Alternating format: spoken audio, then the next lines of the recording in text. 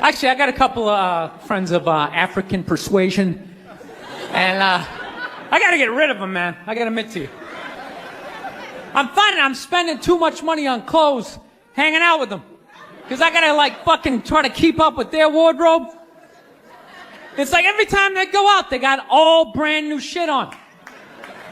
All brand new shit. So when I show up with my white version of brand new, which is, I basically, I ironed the shit, right?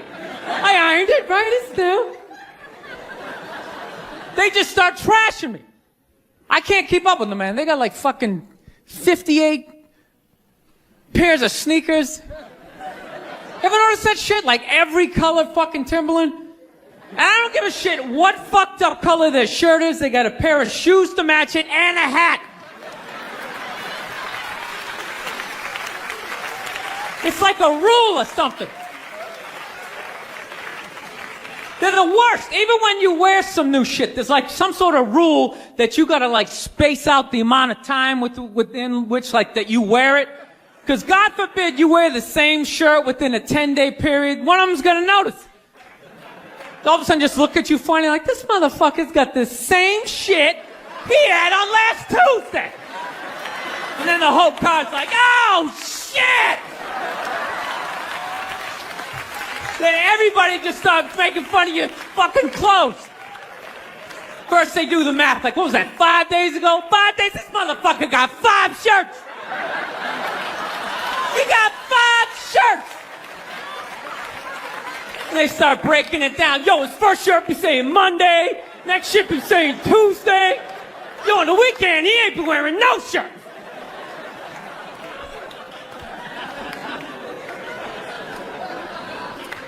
I'll tell you, it's actually funny. You know what? That's actually how I judge black guys now. When I first came to the city, like, all black people scared me. No, I was like the typical white dude from like the suburbs, you know what I mean? Had no frame of reference, you know? So my only frame of reference with black people was like, remember those early 90s gangster rap videos? Throw the fucking LA riots in there, man. It was fucking horrible PR. I'm watching the videos, oh, he's got a nice car, he's got all the women, and he's still fucking mad. These black dudes are never happy. But after 10 years of living in this city, this is how I narrow it down. Whether a black dude scares me or not. Black dudes with dirty sneakers scare the fucking shit out of me. No. I figured out in my head, because I know from hanging out with them, that's the last shit that they're gonna let go. The immediate shit that they have on. So I think, you know, if his sneakers are fucked up, that means his life is fucked up. Every time he leaves his building, the whole neighborhood, oh, shit! Everyone starts making fun of him. He's on the train in a bad mood. I kind of have this howdy-doody, kind of mug-me kind of face. I'm not saying something's gonna happen, I'm just saying, I'm paying attention. So I've been seeing this girl recently, this black girl, right? She lives up in Harlem, you know, gone out like 3-4 times, you know. First time we hung out in like the Village area in New York, you know, which is sort of like a racially mixed area. So shit was cool, you know what I mean? Second time we hung out was more like Midtown, you know. Then the third time, she called me at like 3:30 in the morning, and she wanted me to come up to her apartment, right? So it's 3:30 in the morning, she lives in Harlem, I look how I look, so it's a fucking situation.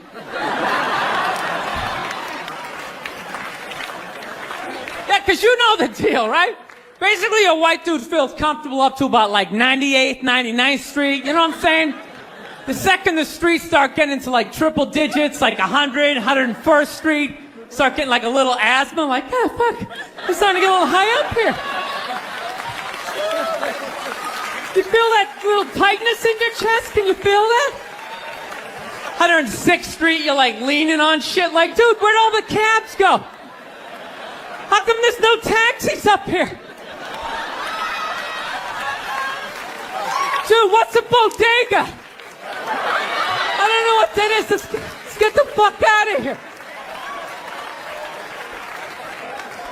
So I'm praying to God she's going to tell me to take the subway, get off at like 105th Street, 103rd, you know, which is like the first stop into Harlem where I can still look over my shoulder and see like all the white people like disappearing over the horizon, you know?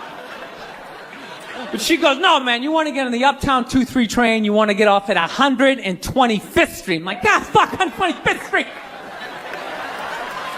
Jesus Christ, that's like right in the middle of everything. I'm going to be surrounded on all four sides. I can't fucking do this.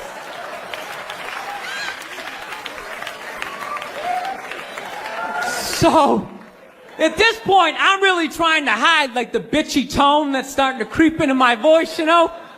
And I'm trying to ask for really specific directions for when I get up there, because I want to know exactly where I'm going. So she starts naming the streets I have to go down, and every other street up there is named after like a black leader, you know? She's like, make a left on Adam Clayton, take a right on Frederick Douglass. I'm like, ah, fuck, Adam Clayton.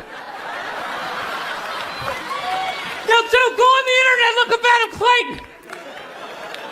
Did he kill a bunch of white people during the slave revolt?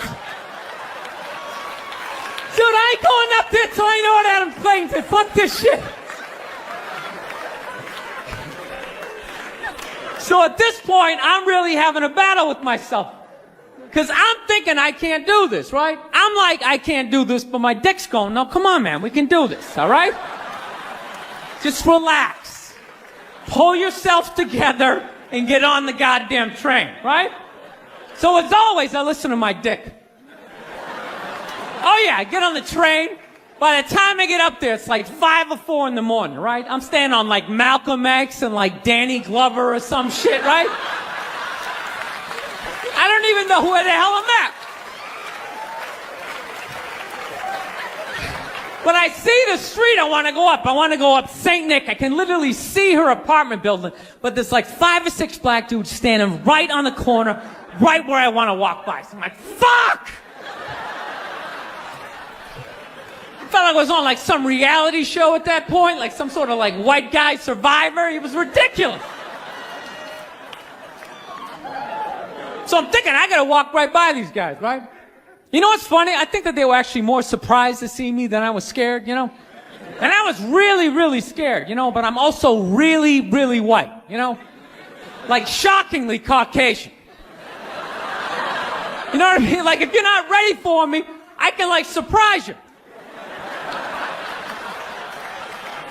No, especially if you live up there. You've probably seen a white person for hours, possibly days. So when I show up, it's almost like magical, like a leprechaun came out of nowhere, you know? Felt like I should have like a little pot of gold, like a rainbow behind me. Top of the morning to you, latte. Just kind of dance my way past them.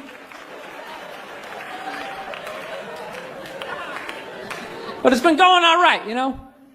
Once I get in her apartment, I'm fine, you know? I relax, sit down, you know, watch a hip-hop countdown. Pretend like I know the groups, you know what I mean? It's just getting there that's a fucking pain in the ass. But, you know, I don't get mad at it, because I figure, you know, black dudes got to go through the same shit, though, right? When you go out to the suburbs, go fuck a white girl, right? Just that same awful feeling of just leaving your people behind, you know, just less and less of you as you're fucking driving out there. Probably start off lean and you're all fucking cool. 20 minutes in, you're driving like 10 and 2, the radio's off. Like, dude, I don't like this shit. I don't like this shit at all. There's too much grass. I don't see any rims. This is fucked up. None of the windows are tinted. I can clearly see white people in every car. This is fucked up. Listen, you guys were awesome. Thank you so much for coming out. We realized that, I don't know, we always fight about the television, so I'm like, well, what about documentaries? Why don't we just tape something we both like? We both love documentaries. They're fun, right? You watch them, you learn something, you repeat it at a party, people think you read. So I tape, you know, first one I tape is on Elvis Presley. So I sit down and I'm watching this documentary as a white dude, which is what I am. I'm looking out my white head, watching this white shit. It's coming back into my white eyes, getting whiter by the fucking second. Right? Now my wife, on the other hand, she's black, right? So she starts watching this shit as a black person, right? And she's seeing all the racism, obviously, that I'm seeing. But she was catching all this subtle shit that I was too white to see. But I knew I was missing it, because I just kept hearing her huffing and puffing. Just sitting next to me being like... And I'm just sitting there like, okay, somebody did something. I don't know what just happened, but I don't think that was good. So right when I didn't think it could get any worse, it could get any more uncomfortable between the two of us, this fucking white dude comes on who evidently discovered Elvis.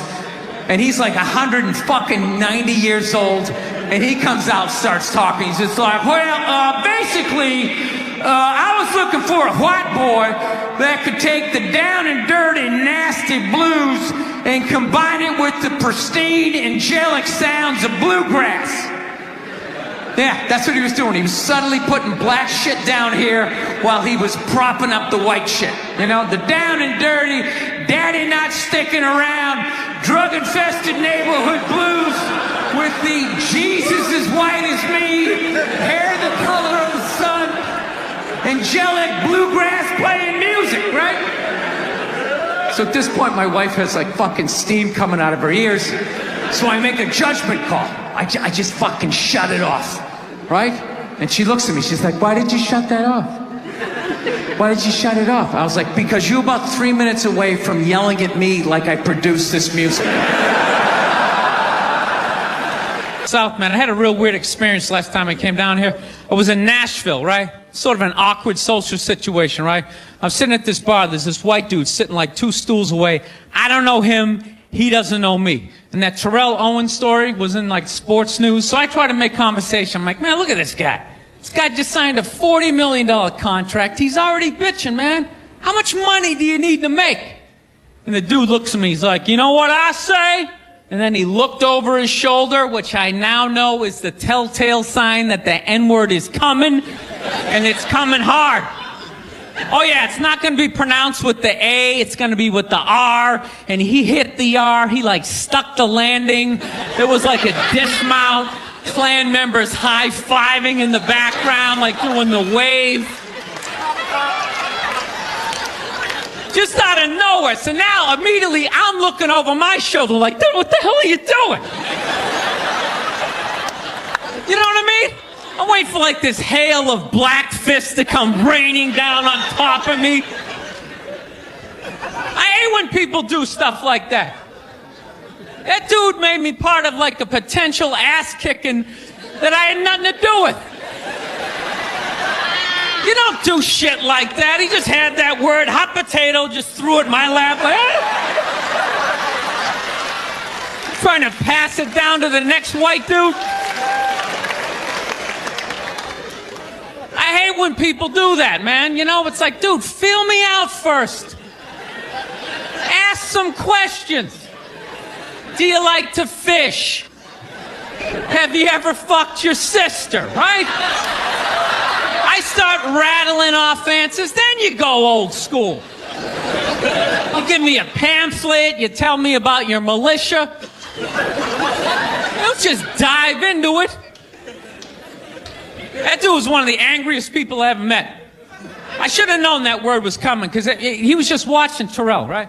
And anytime I would bring up, look at man, that guy's talking trash, he would just like flip out. He won't shut up!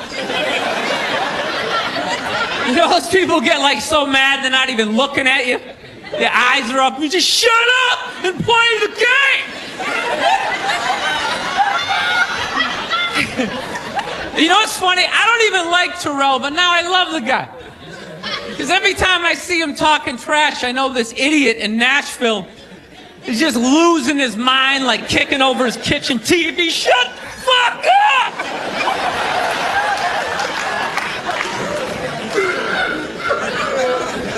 I like violence, man.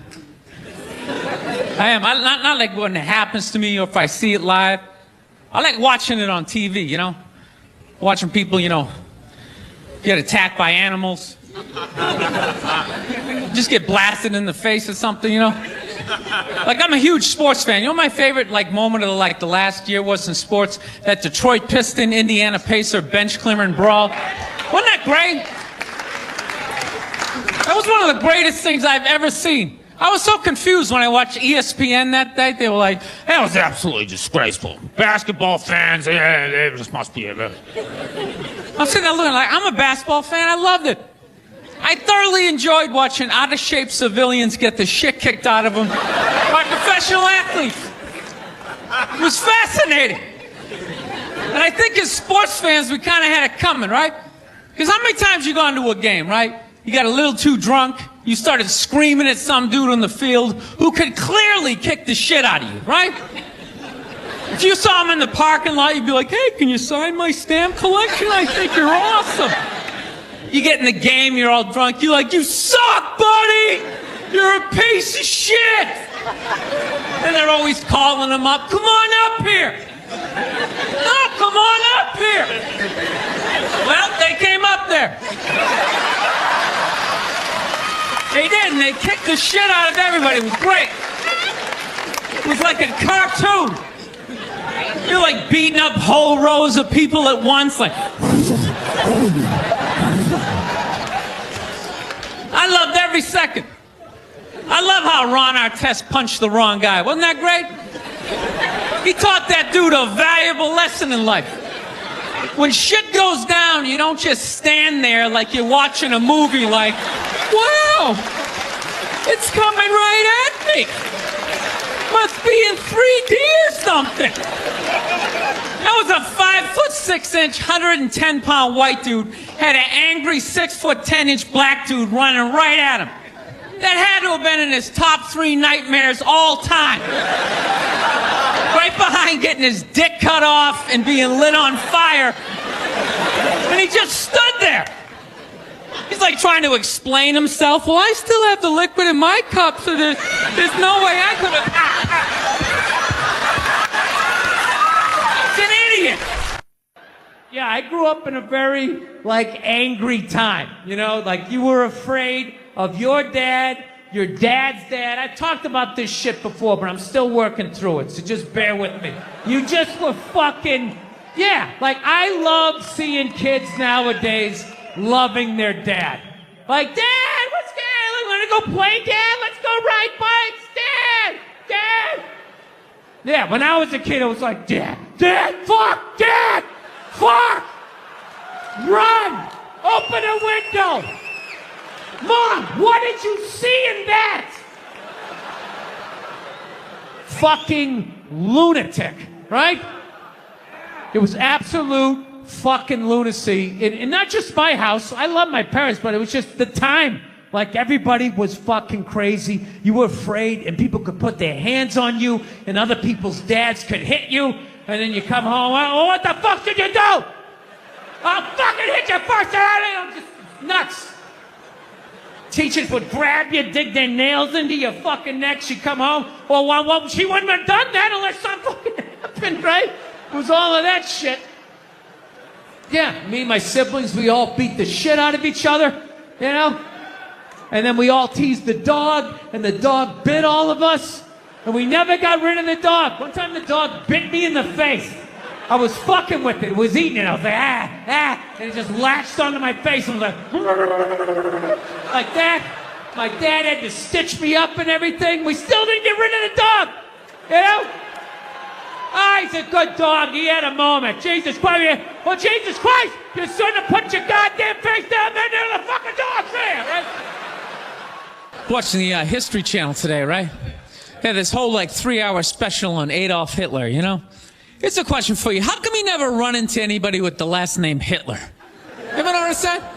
That guy didn't have any relatives. You know, he didn't have, like, a cousin. Like Ed. You know, Ed Hitler, he's a plumber, right? He's shows up to work on time, you're a little late, he covers for you. You know he had relatives. They all had to change their last names. I'm fascinated with that level of evil, right? Like, you're so evil, they have to retire your name. Like, that's it. It's over. Shut it down. They just take your name out of that baby book list of names. Just erase it. Think about it. For the rest of the time, no one's going to have a beautiful baby. Be like, you want to call him Adolf? Is everybody cool with that?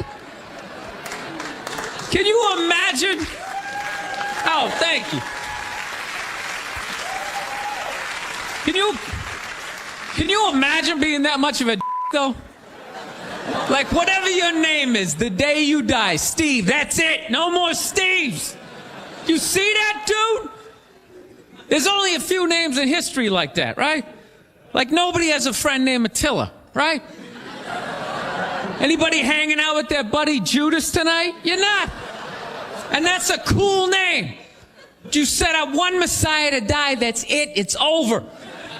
They're having like the retirement ceremony. They're bringing your jersey up to the rafters. You're standing baseline with a bunch of other psychos getting high fives and stuff. It's a weird grading system, though, you know what I mean? Because look at a guy like Jeffrey Dahmer, man. That guy murdered and ate over like 30 people. People are still calling their babies Jeffrey. He must have been pissed. It's like, dude, how many people do I gotta eat to get a little damn respect around here? Anybody can kill him, I'm eating him. Oh, you stabbed him. Fire up the grill. Taking this to a whole nother level. Mustard, he had like a moment of honesty. They were like, why can't you guys win a game? He's like, oh, the offense isn't getting it done, defense. Too slow, and it just run out. Tell me, we gotta get some more black guys in this team, because I'm telling you, it's not. And immediately, everybody's like, what? Listen. So I'm on the road, right? I'm in Reno. Great gun town. So I go down to their little gun store, right? Come walking in, there's some redneck there. I'm like, hey, man, I want to get a gun. He's like, I hear you. What you looking for? What you want? Mossberg? Over under 357 Magnum, right? Starts rattling off all this gibberish, right? I don't know shit. I'm trying to play it off. I feel like a bitch because I don't know anything about guns. So I was like, what do I do here? Hell, I'm going to go with honesty. I go, look, dude, I don't know anything about guns. They terrify me, but I'm worried about the zombies. All right? Dude's just like, you need a shotgun. You need a shotgun, man. It's got a good spread. It's easy to load, doesn't have a lot of working parts, got a good spread. He kept saying that. It's got a good spread. I'm like, what does that mean? He goes, well, it means you ain't got to be that accurate.